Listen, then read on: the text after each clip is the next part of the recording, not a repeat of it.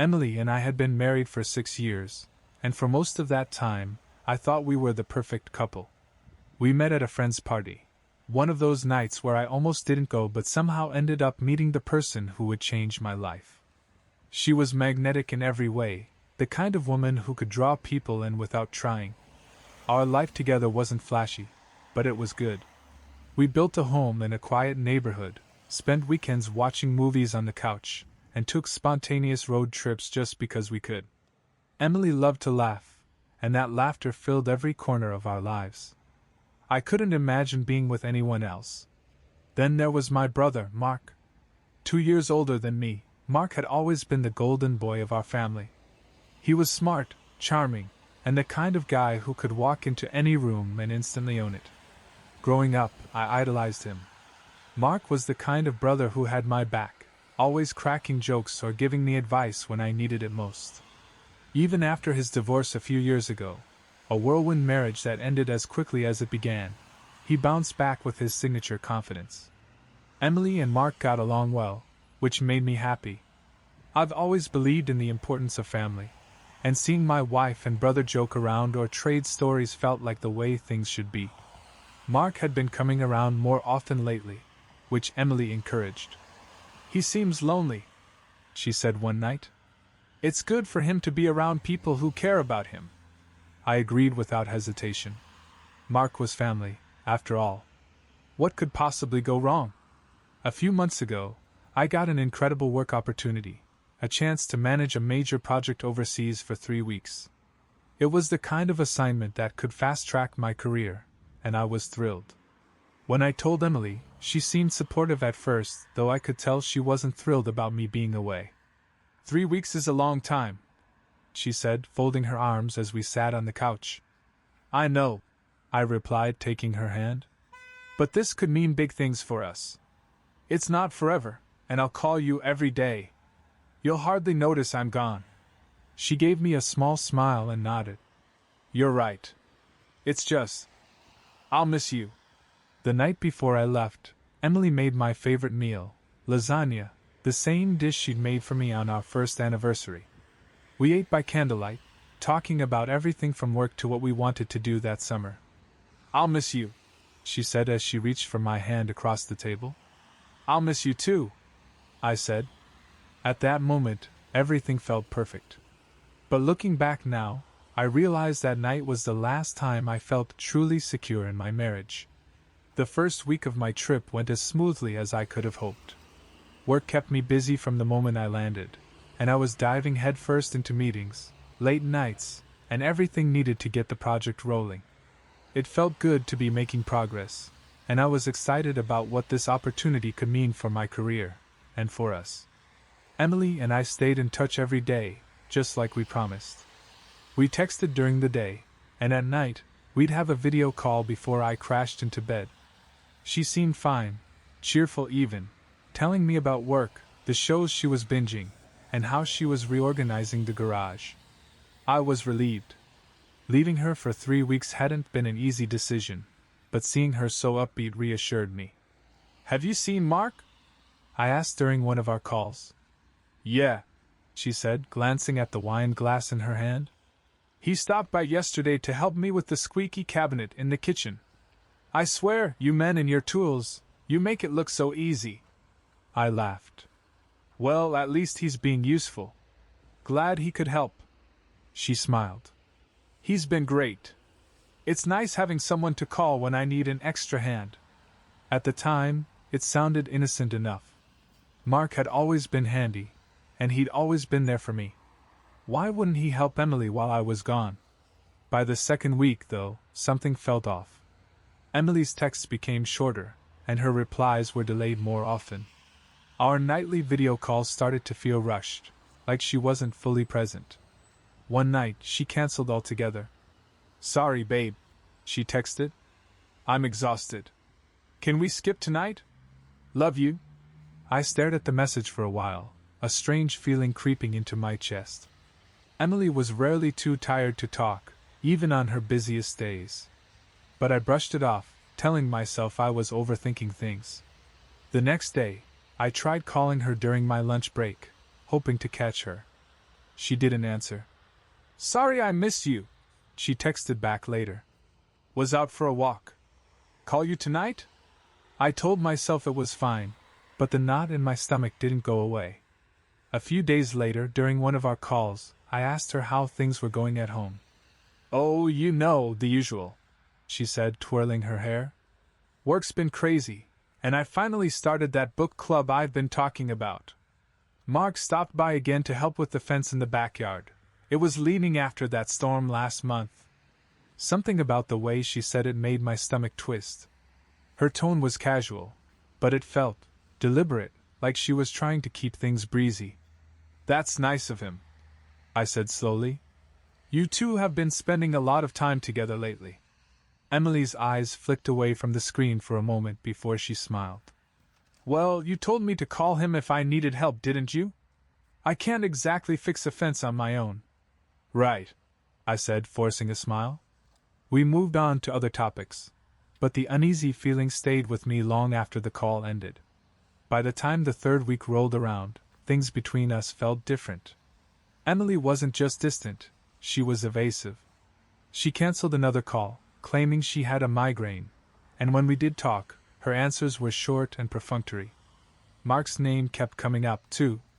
He'd helped with a leaky faucet, checked on her after a bad thunderstorm, and even brought over groceries when she'd forgotten to go shopping. It all sounded innocent. But there was something I couldn't shake. Lying awake in my hotel room that night, I tried to brush off the doubts creeping into my mind. Emily was my wife. Mark was my brother. There was no reason not to trust them. But as I stared at the ceiling, one thought refused to leave: something isn't right. When I pulled into the driveway, the first thing I noticed was Mark's car parked out front. It struck me as odd, but I brushed it off. Maybe he was just stopping by to say hello. As I walked through the door, juggling my bags, I called out, Emily? I'm home. Her voice came from the kitchen, bright and cheerful. Hey! Welcome back! When I stepped into the kitchen, there they were, Emily and Mark, sitting at the table with coffee mugs in front of them. They looked relaxed, laughing at something I'd apparently missed. Hey, man! Mark said, standing up to greet me. Good to see you. Good to see you too, I replied, setting my bags down. Didn't expect to find you here. Oh, Mark stopped by to help me with the garage door, Emily said casually. It's been acting up again. Right, I said, trying to sound normal. Well, thanks for taking care of it. We made small talk for a few minutes before Mark left. Everything about the interaction seemed fine on the surface, but something about the way they laughed and exchanged glances gnawed at me. That night, as Emily and I lay in bed, I asked her about the past few weeks. So, how was it while I was gone? I asked lightly. It was fine, she said, scrolling through her phone. Busy, but Mark helped out a lot. Nothing too exciting. Sounds like he was around a lot, I said, trying not to sound accusatory. Emily shrugged, barely looking up. You told me to call him if I needed help. That's all it was. Her tone was casual, but it left me uneasy. The next day, as I unpacked my suitcase, I noticed Emily's laptop sitting open on the dining table. I hit the spacebar out of habit, and an email thread between her and Mark caught my eye. I clicked on it. The emails weren't overtly suspicious, but they were odd. Inside jokes, late-night wine references, and things she hadn't mentioned to me. Thanks for last night, by the way. I needed that laugh. No problem. You seemed like you needed it. I shut the laptop, my heart pounding. Something wasn't right, but I didn't know how to bring it up, yet. For the next few days, I couldn't shake the uneasy feeling that had settled in my chest. Everything seemed normal on the surface. Emily went about her usual routines, laughing and chatting like nothing was wrong. But once you notice something's off, it's hard to ignore. I couldn't stop thinking about those emails. There wasn't anything explicitly incriminating, but the tone between her and Mark felt too comfortable, too familiar. The inside jokes, the late-night wine, why hadn't she mentioned any of it to me? That night, I decided to bring it up, casually at first. So, I said over dinner, keeping my tone light. What did you and Mark get up to while I was gone? Emily barely glanced up from her plate. Nothing much. He came over a few times to help out with stuff around the house. You know, the usual. Did you guys hang out much? Like outside of fixing things? She frowned slightly, tilting her head. Why are you asking? I don't know, I said with a shrug. Just curious. It sounds like you two spent a lot of time together. Her tone shifted, just a bit. You told me to call him if I needed help, didn't you? That's all it was. Are you mad he helped me?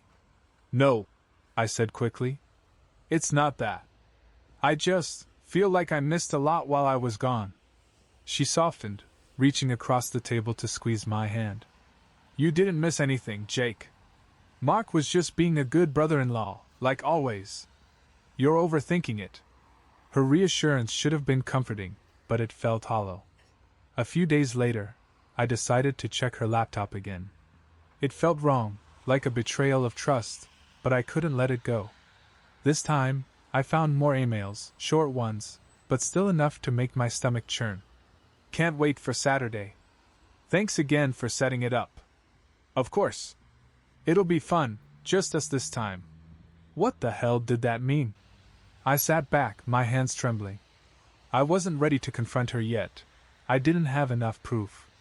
But the nagging doubt in my mind was quickly growing into something I couldn't ignore.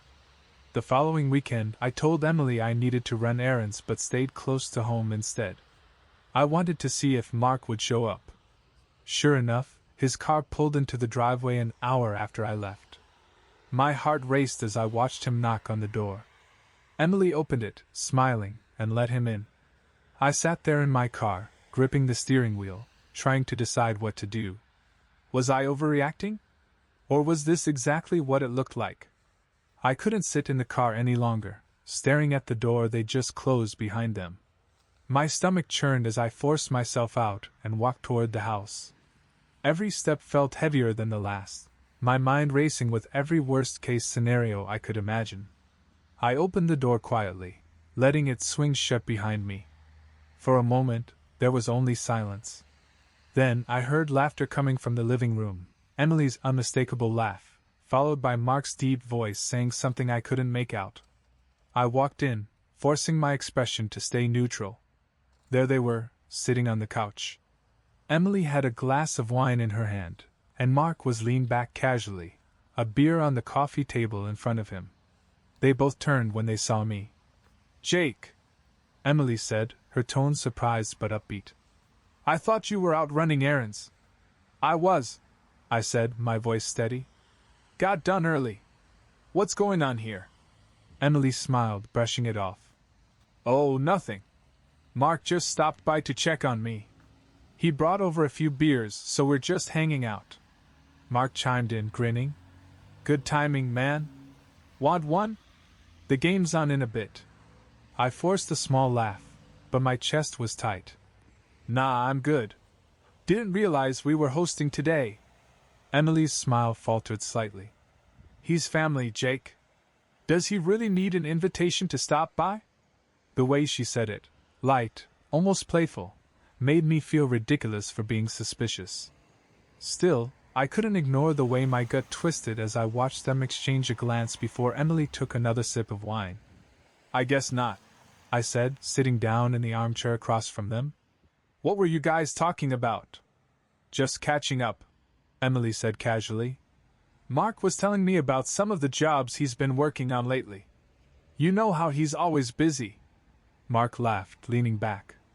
Yeah, you know me, always running around. It was all so normal on the surface, but something felt off. The ease between them, the way they laughed, it wasn't the first time they'd shared this kind of moment.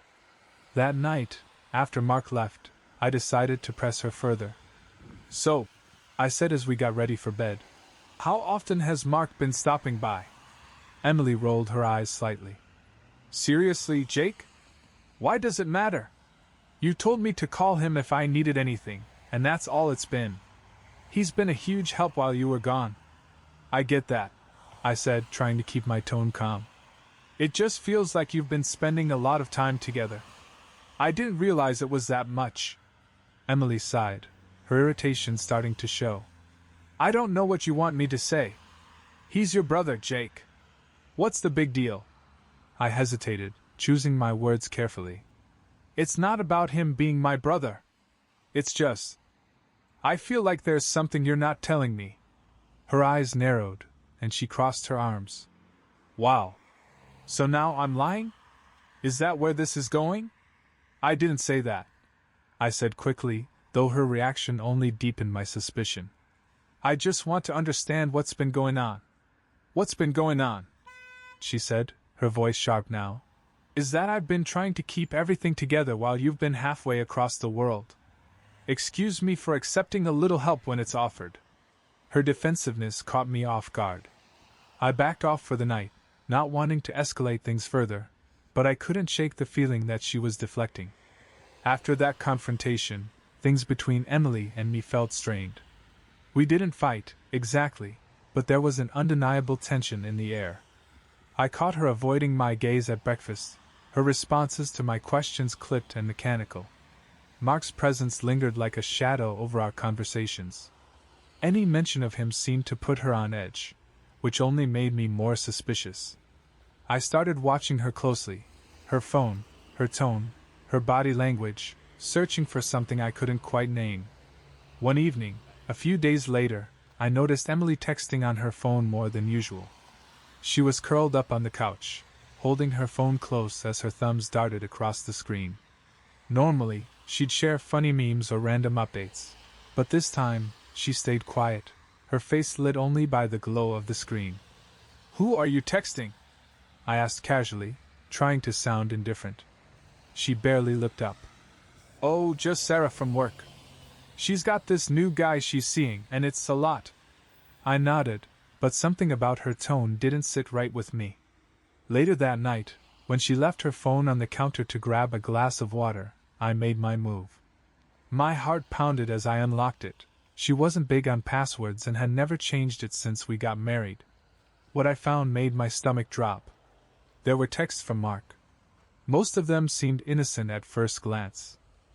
Hey, had a great time last night. Let me know if you need anything else fixed. Of course. Anytime. You know I'm here for you. But then I scrolled further. Last night was amazing. Can't stop thinking about it. Me too. I wish Jake wasn't coming back so soon. My hands trembled as I read those words over and over. The context wasn't explicit, but it didn't need to be. The flirtation, the secrecy, it was all there. When Emily came back into the room, she froze the moment she saw me holding her phone. What are you doing?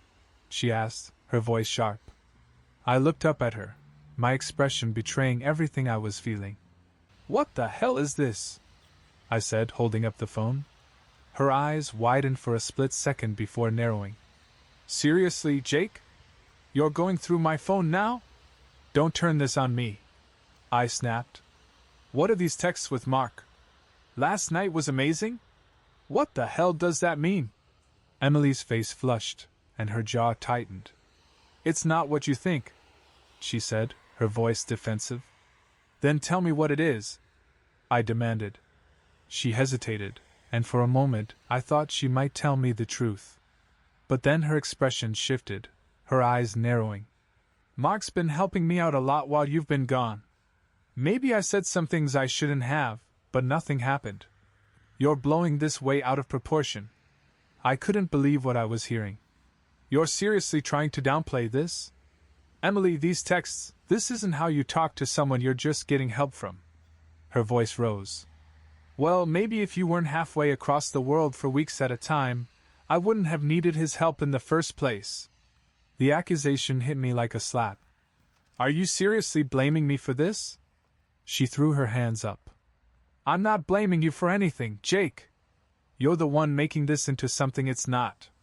I stared at her, trying to process what was happening. I wanted to believe her, but every instinct in my body was screaming at me that she wasn't telling the truth. That night, I slept on the couch.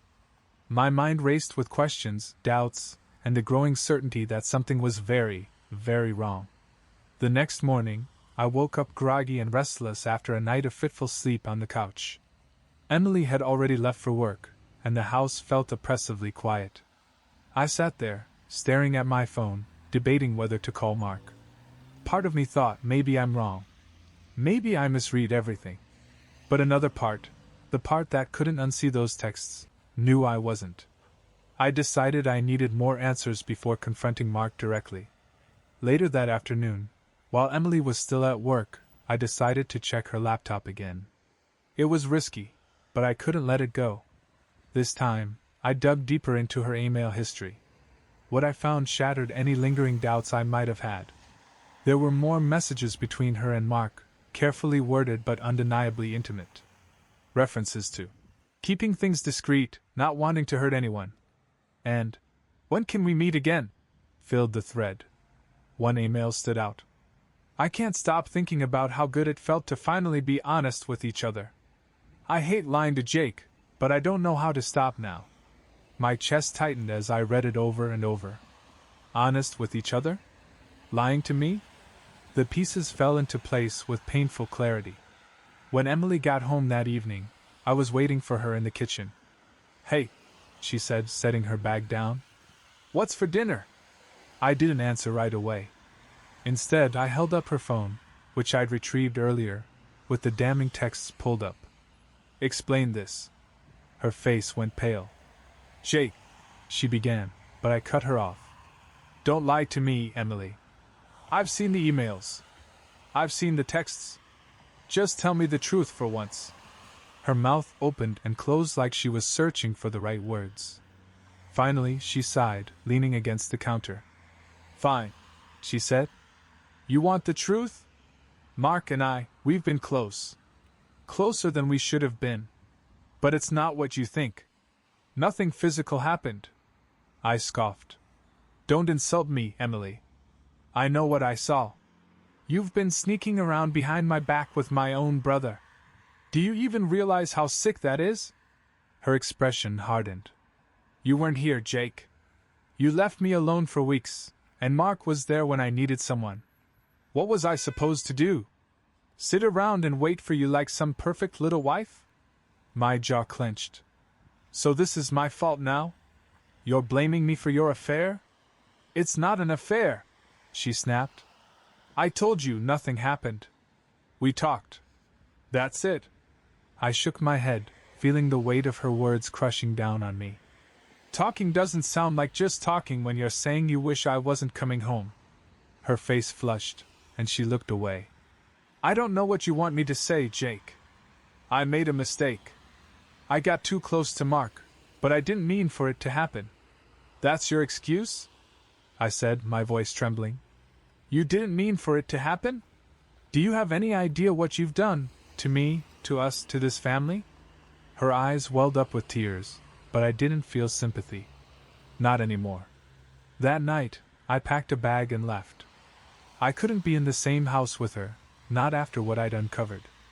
I called a friend and asked if I could crash on his couch for a few days, and thankfully, he didn't ask too many questions.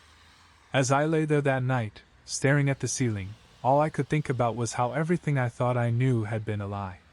The next morning, I decided I couldn't avoid Mark any longer. The texts, the emails, Emily's weak excuses, it all pointed to one thing. I needed to hear it from him. I called him, my hand trembling as the phone rang. "Jake!" Mark answered, his voice cheerful, as if nothing had happened. "What's up, man? Are you home?" I asked, keeping my tone flat. "Yeah, just relaxing." "Why? Everything okay?" "Be there in 20, I said, hanging up without waiting for a reply. When I pulled into Mark's driveway, my heart was pounding. I sat in the car for a moment, trying to steady my breathing.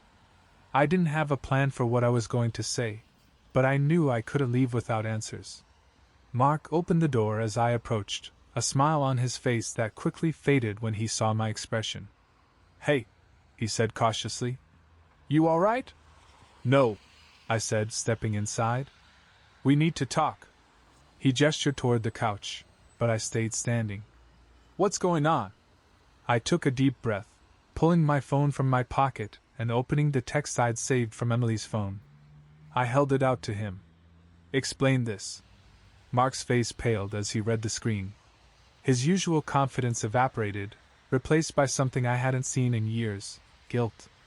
"Jake, it's not what you think," he stammered. "Don't give me that," I snapped. "I've seen the emails. I've seen the texts. Emily admitted you two got close. Just tell me the truth, Mark. Be a man for once in your life."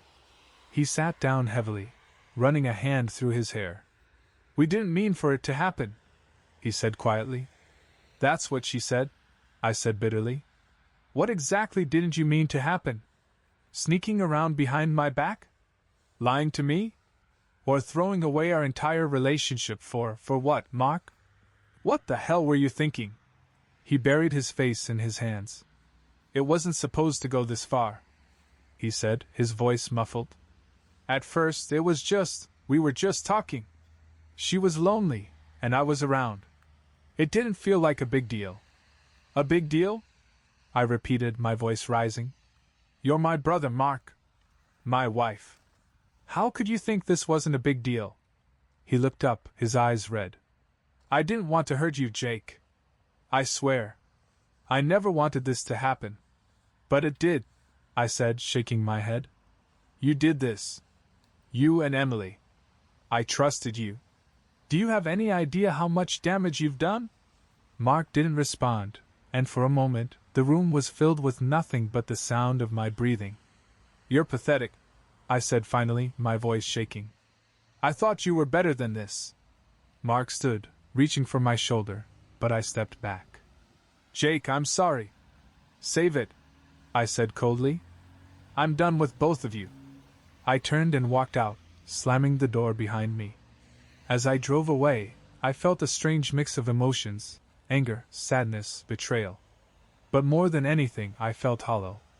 The two people I trusted most in the world had destroyed everything I thought I knew. And now, I had to figure out what came next. Leaving Mark's house felt like slamming the door on my entire past. The drive back to my friend's place was a blur, my thoughts racing as I tried to make sense of everything. How had it all gone so wrong? How had the two people closest to me managed to shatter everything I thought was solid? By the time I got back, my friend Chris was waiting for me on the couch, a beer in his hand. He looked up as I walked in, and immediately knew something was wrong.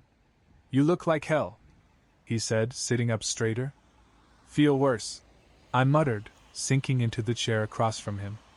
Chris didn't push me to talk right away, and I appreciated that.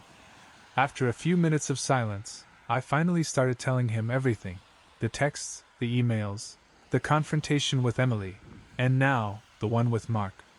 Chris listened quietly, his expression shifting from disbelief to anger to a kind of resigned sympathy. "Man," he said when I finally finished, there's no coming back from that." "No kidding," I said bitterly. He leaned forward, resting his elbows on his knees. "So, what are you going to do? Are you staying here? Going back to the house?" "The house?" I let out a harsh laugh. "I don't even know if I can walk through that door again without wanting to burn the place down." Chris nodded. "You're welcome to stay here as long as you need." "Thanks," I said. The next day, I called a lawyer. It felt surreal, sitting in the small office with a woman named Karen who asked me to recount every detail of my marriage's collapse. She was calm, professional, and didn't flinch as I laid it all out. "You have grounds for divorce, no question," she said when I finished. "The infidelity makes it clear-cut. Now, the tricky part is going to be deciding what you want out of this, financially, emotionally, and otherwise." "Honestly?" I said, leaning back in the chair. "I just want to get it over with. I don't care about the house. She can have it for all I care. I just want to move on." Karen nodded, jotting down notes. "That's understandable, but I'll still make sure you get your fair share. Even if you don't want to fight for it, I think you'll regret walking away with nothing later." I agreed, though I felt numb to it all. Nothing in that house mattered anymore, not the couch we picked out together, not the framed photos on the wall, not the little knickknacks we'd collected over the years. It all felt tainted. That night, I texted Emily to let her know I'd filed for divorce. Her reply came quickly. "Jake, please. Can we talk about this?" I stared at the screen for a long moment before typing back. "There's nothing left to talk about." She didn't respond after that, and I was grateful. The day after I told Emily about filing for divorce, she showed up at Chris's place unannounced. I was in the middle of sorting through work emails when I heard a knock at the door. Chris opened it, and a moment later I heard her voice. "Jake, I just need 5 minutes. Please." I sighed, setting my laptop aside. Chris gave me a look that asked if I wanted him to handle it, but I shook my head. "It's fine. I'll talk to her." Emily stood in the doorway, her face pale and her eyes red-rimmed. She clutched her purse like it was a lifeline. "Can we talk?" she asked softly. "Make it quick," I said, stepping outside and closing the door behind me. She took a deep breath, her voice trembling. "I know you hate me right now, and I don't blame you. But I can't let us end like this, not without explaining myself." I folded my arms. "Go ahead. I never meant for this to happen," she began, her voice cracking. "Mark and we got too close, and it was wrong. I know that. But it didn't start as anything romantic. I was lonely, Jake. You were gone so much, and Mark was just there." I clenched my jaw, refusing to let her off the hook. "So it's my fault? Because I was working to build a life for us." "That's not what I'm saying," she said quickly. "I'm trying to explain how I felt. I miss you. I needed you, and when you weren't there, I turned to Mark. It wasn't planned, and I didn't realize how far it had gone until it was too late." I shook my head. "You didn't realize? Emily, you were sneaking around with my brother. You knew exactly what you were doing." She reached for my hand, but I stepped back. "I know I messed up. I know I hurt you. But I still love you, Jake. I never stopped loving you. Can't we try to fix this?" Her words hung in the air, but they didn't have the effect she was hoping for. "You think love is enough to fix this?"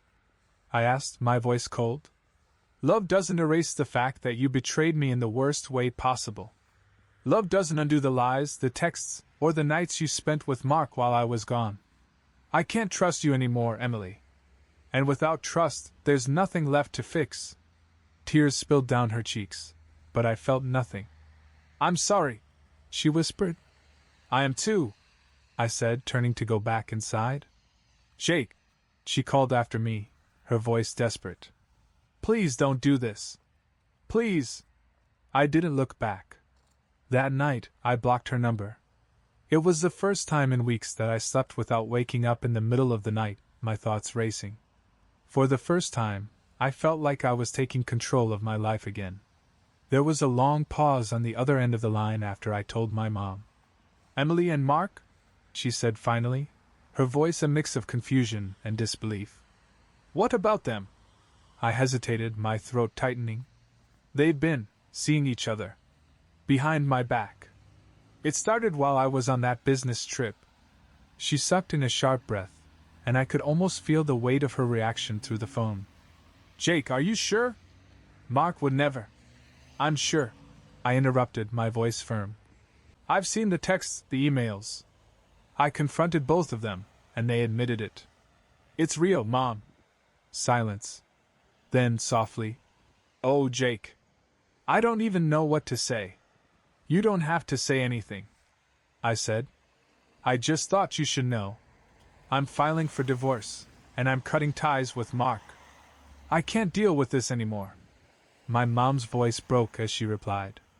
"I can't believe he would do this to you. To us. He's always been reckless, but this is beyond anything I could have imagined." By the end of the call, I could tell my mom was reeling. She promised to speak to Mark, but I wasn't sure what good it would do. He'd made his choices, and no amount of guilt or shame was going to undo the damage he'd caused. The fallout spread quickly. Within days, I started getting calls from family members, cousins, aunts, even my dad, asking what was going on. I kept the details brief, refusing to be the one who aired dirty laundry, but the rumors flew anyway. Mark, predictably, went quiet. He didn't deny what happened, but he didn't reach out to apologize again either. I suspected he was trying to wait it out, hoping the family's anger would fade with time. Emily, on the other hand, wasn't staying silent. She started sending me emails from a new address after I blocked her phone number. "Jake, I know you're hurting, but I can't let us end like this. Please, let's talk.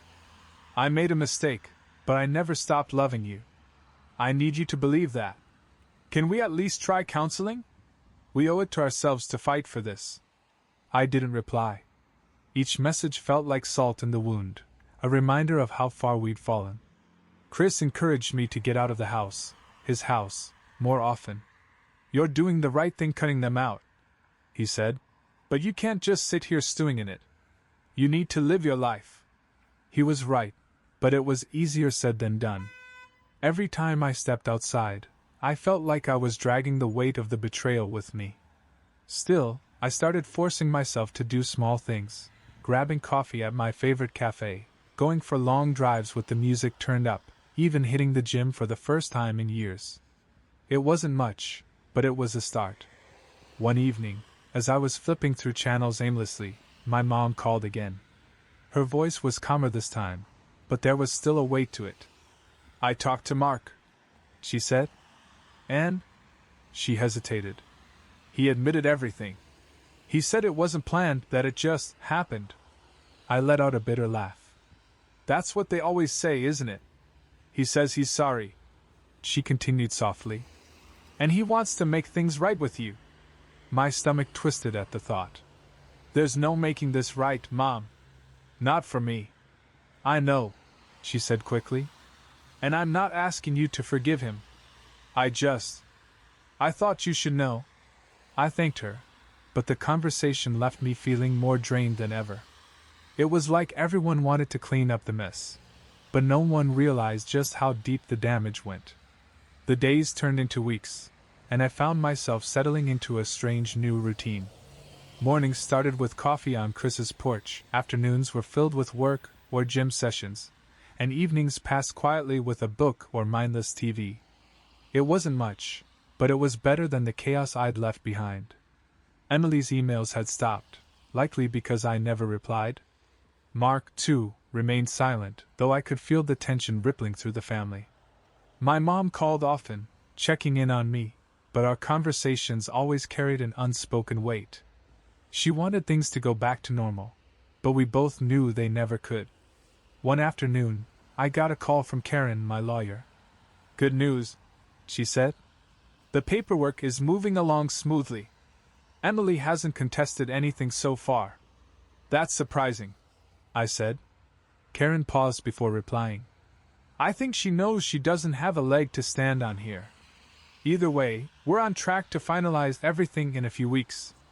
Hearing that gave me a strange mix of emotions. Relief, sure, but also sadness. As much as I wanted this chapter of my life closed, I couldn't ignore the sting of seeing 6 years of marriage reduced to a few legal documents. That night, Chris dragged me out to a bar with a few of his friends. "You need this," he insisted. "Sitting around isn't going to fix anything. Let's go." I wasn't in the mood, but I agreed, figuring it wouldn't hurt to be around people for a change. At the bar, I found myself laughing at Chris's terrible jokes and nodding along to his friends' stories. It felt strange to be out, like I was stepping into a world I'd forgotten existed. At one point, Chris leaned over and said, "You look like you're finally breathing again. Feels good, doesn't it?" I nodded. "Yeah, it does." The next morning, I decided to take a drive. I didn't have a destination in mind, but something about the open road felt appealing. I ended up at a park Emily and I used to visit, one of those places filled with memories that now felt like they belonged to someone else. As I walked along the trail, I let myself think about everything that had happened. The betrayal, the lies, the fights, they were all still raw, but they didn't consume me like they had before. For the first time, I felt like I was starting to let go. That evening, my mom called again. This time, her voice was steadier, more resigned. I thought you should know, she said. Mark's been asking about you. He wants to reach out. I sighed, rubbing my temples.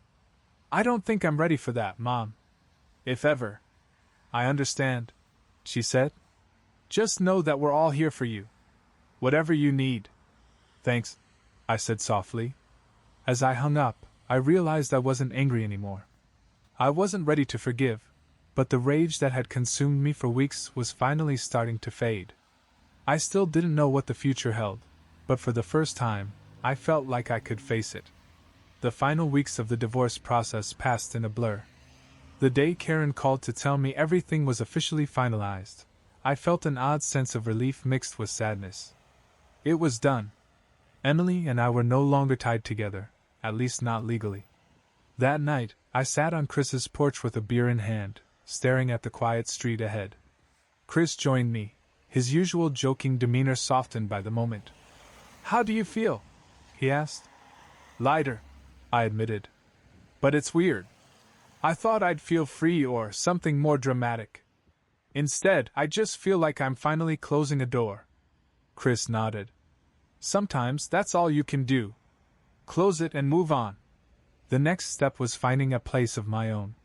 Staying at Chris's had been a lifeline, but I needed my own space. After weeks of searching, I found a small apartment on the other side of town. It wasn't much, a modest one-bedroom with outdated fixtures, but it was mine. Moving day felt like a fresh start. As I unpacked boxes, I deliberately avoided bringing anything that reminded me of my life with Emily. The photo albums, the mementos from trips, even the coffee mugs we picked out together, I left them behind. This was a chance to build something new, untainted by the past. One afternoon, as I was setting up my new place, my phone buzzed with a text. It was from Mark. Hey. I know I'm probably the last person you want to hear from, but I just wanted to say I'm sorry. For everything. I know I can't undo what I did, but I hope someday you can forgive me. I stared at the screen for a long moment before setting the phone down without replying. I didn't know if I could ever forgive him, but I wasn't ready to make that decision yet. Over the next few weeks, I focused on rebuilding my routine. I started going to the gym more regularly, catching up with old friends, and even picking up hobbies I hadn't touched in years. It felt good to focus on myself for a change, to remember who I was outside of my marriage. One night, as I sat on the couch in my new apartment, I realized I wasn't thinking about Emily or Mark for the first time in months. The weight of their betrayal was still there, but it wasn't crushing me anymore. I was finally starting to breathe again. The months following the divorce were a strange mix of growth and reflection. Some days I felt like I was finally moving on, piecing myself back together bit by bit. Other days, the weight of what had happened came crashing down all over again. But each day, the pain felt a little less sharp. One evening I found myself walking through the park near my new apartment. It was a crisp autumn evening, the kind that makes everything feel a little more alive. The trees were painted in shades of orange and red, their leaves crunching underfoot as I walked. I stopped at a bench overlooking a small pond and sat down, letting my thoughts wander. For the first time in what felt like forever, I wasn't thinking about Emily or Mark. I was thinking about myself, about the future. That night I wrote a list of goals. It wasn't anything dramatic, just small steps to keep moving forward. Reconnect with friends. Take a solo trip somewhere new. Try something I've never done before. The list felt like a promise, to myself, to the person I wanted to become after everything I'd been through. A few weeks later, I got a call from my mom. She'd been supportive through everything, but I could tell this time she wanted to talk about Mark. He's been asking about you, she said gently. He feels terrible, Jake. I know you're not ready, but I think he's trying to make amends. I took a deep breath. I'm not sure I'll ever be ready for that, Mom. She didn't push me. I understand. I just thought you should know. When I hung up, I felt a strange sense of peace. I didn't need to forgive Mark or Emily to move on. That was something I could do on my own terms, at my own pace. One night, I went out with Chris and a few of his friends to celebrate my new job, another small victory on the path to rebuilding. For the first time in a long time, I found myself laughing without holding back, the weight of the past slipping further away. As I walked home that night, the city lights glowing around me, I realized something. I wasn't just surviving anymore. I was living.